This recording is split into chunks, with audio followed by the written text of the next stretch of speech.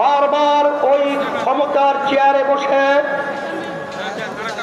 আমাদের হাজার হাজার মায়ের কোলকে সন্তান হারা করেছে, আমাদের দেশের টাকা বিদেশে পাচার করেছে,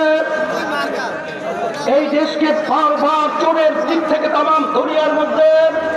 ফাঁস বানিয়েছে। আজকে সমাবেশ থেকে সেই